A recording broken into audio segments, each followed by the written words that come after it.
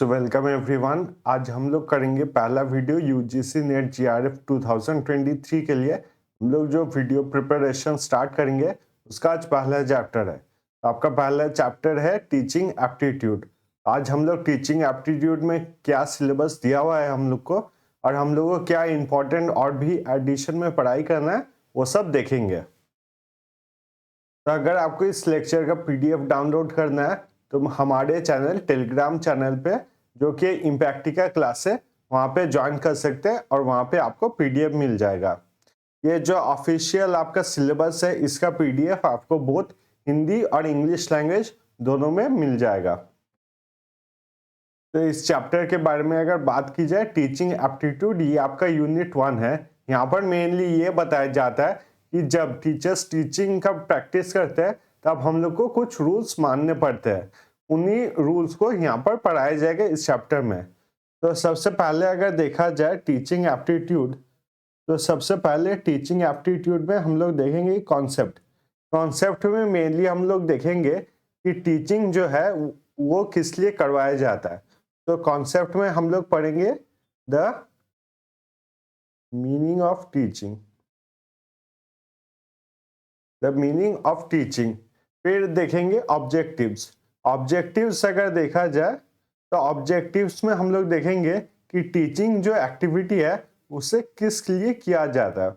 जैसे आप लोग अगर बात करें कि स्वामी विवेकानंद और स्वामी दयानंद जो थे वो मानते थे कि टीचिंग इसलिए किया जाता है ताकि बच्चों का ओवरऑल डेवलपमेंट हो पाए और वो सोसाइटी में अपना महत्वपूर्ण इम्पोर्टेंस जो है वो सबको बता पाए, आध्यात्मिक रास्ता दिखा पाए। वैसे रविंद्रनाथ टैगोर जो थे वो ये मानते थे कि एडुकेशन हम लोग को नेचर के साथ एक कर देता है और एडुकेशन हम लोग को नेचर में रह के मिलना चाहिए। ऐसे ही बहुत सारे पर्पस है जिसके लिए एडुकेशन किए जाते हैं और इनको पढ़ेंगे हम लोग इन द ऑब्जेक्टिव्स। फिर आते हैं लेवल्स ऑफ टीचिंग अगर देखा जाए आपका one of the most important topic है। और लेवल्स ऑफ टीचिंग से आपको हर साल क्वेश्चन जरूर आता है। जितने भी सारे आपके यूनिट्स है उनमें कुछ इंपॉर्टेंट टॉपिक्स मैं बता दूंगा जिन्हें हम लोग को ध्यान से पढ़ना होगा। इसमें है आपका लेवल्स ऑफ टीचिंग में है आपका मेमोरी बेस, अंडरस्टैंडिंग और रिफ्लेक्टिव। ये हम लोग का डिफरेंट लेवल्स ऑफ टीचिंग में दिखाता है कि बचपन से हम लोग जब मान लीजिए पीएचडी पढ़ने तक के लिए जितने लेवल्स ऑफ टीचिंग में दिखाया जाता है हम लोग का ब्रेन डेवलपमेंट कैसा होता है और टीचर और स्टूडेंट इंटरेक्शन कैसे चेंज होता है, तो यही पढ़ाते हैं हम लोग को लेवल्स ऑफ टीचिंग में। फिर आते हैं कैरेक्टरिस्टिक्स एंड बेसिक रिक्वायरमेंट में हम लोग एडुकेशन के डिफरेंट वेज को पढ़ेंगे। जैसे कि आपका हो गया एंड्रोगॉगी, ह्यूटागॉगी, फिर है आपका डेमोक्रेटिक ऑथोरेटिव एडुकेशन। ये कौन से तरीके के एडुकेशन होते हैं और इसमें किस चीज की जरूरत होती है और कौन सी सिचुएशन में किया जाता है, ये सब पढ़ना पड़ेगा हम लोग को। फिर आते हैं लर्नर्स कैरेक्टरिस्टिक में हम लोग देखेंगे एडोलेसेंट और एडल्ट लर्नर्स में डिफरेंस क्या होता है। अब इसमें सबसे पहले कैरेक्टरिस्टिक समझने से पहले समझेंगे ये दोनों स्टूडेंट्स क्या होते हैं। देखिए एडोलेसेंट स्टूडेंट्स कौन होते हैं, मेनली होते हैं आपके टीनेजर्स। जैसे कि क्लास 6 से क्लास 12 तक जितने भी बच्चे होते हैं एडोलेसेंट माने जाता है। उसके बाद एडल्ट लर्नर्स कौन होते हैं, जो लोग मान लीजिए पहले कोई सिचुएशन, कोई फैमिली सिचुएशन या कोई पर्सनल सिचुएशन के कारण अपनी पढ़ाई कंप्लीट नहीं कर पाते और बाद में अपने पढ़ाई को कंटिन्यू करते हैं, उन्हें कहा जाता है आपका एडल्ट लर्नर्स। इनके कैरेक्टरिस्टिक्स में क्या क्या डिफरेंस है और बाकी ऐसे भी जितने स्टूडेंट्स हम लोग पढ़ते हैं उनमें इंडिविजुअल डिफरेंसेस क्या होते हैं। क्योंकि एक क्लास में मान लीजिए जो 50 स्टूडेंट है वो 50 स्टूडेंट अलग तरीके के होते हैं, तो उनमें डिफरेंसेस क्या क्या होते हैं। एकेडमिक डिफरेंस क्या होता है, कोई पढ़ाई में अच्छा होता है, कोई पढ़ाई में उतना अच्छा नहीं होता है। सोशल, कोई बहुत दोस्त बनाता है, कोई कम दोस्त बनाता है। जैसे बोला जाता है कोई पूरे क्लासरूम में बहुत फेमस होता है, कोई अकेले बैठे रहता है, तो ये सब है आपका सोशल।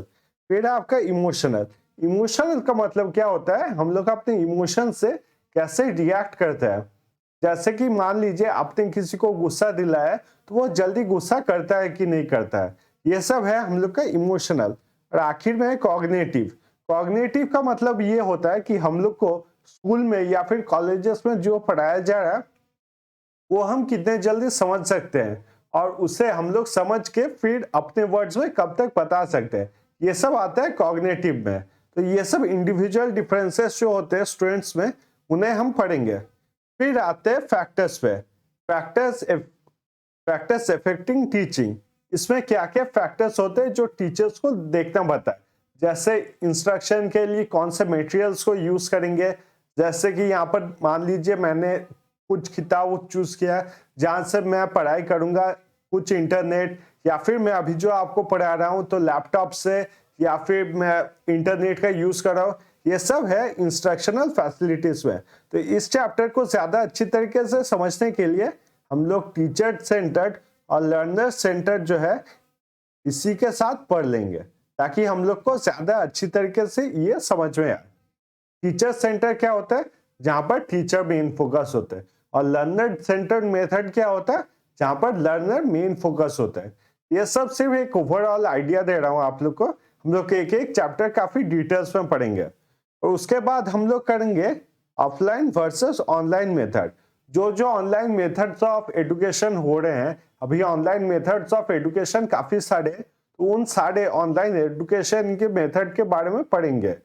एमओसी क्या है, स्वयं प्रभा, स्वयं, और भी बहुत सारे ऑनलाइन प्लेटफॉर्म हैं जिनके बारे में हमें पढ़ना होगा।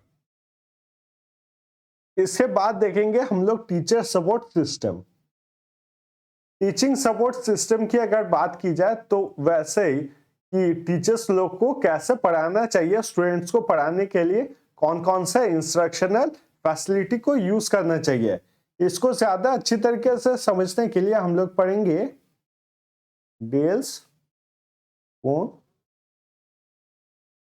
ऑफ एक्सपीरियंस, ताकि हम लोग को समझ में आ पाए कि कौन सी पढ़ाई कौन से टाइम पे करना चाहिए और ये स्टूडेंट को कितना इफेक्ट करता है और स्टूडेंट को कितना इस पढ़ाई को समझने में मदद करता है। तो ये पढ़ेंगे डेल्स कोन ऑफ एक्सपीरियंस। और लास्ट क्लास में हम लोग देखेंगे इवैल्यूएशन सिस्टम्स के बारे में। इवैल्यूएशन सिस्टम्स क्या होते हैं, अगर नॉर्मली बताया जाए तो ये टेस्ट और एग्जाम के बारे में बात किया जाता है। स्टूडेंट पूरे साल पढ़ाई करने के बाद वो कितना समझा या फिर कितना अच्छे मार्क्स ला सकते हैं, इसे कहा जाता है इवैल्यूएशन सिस्टम।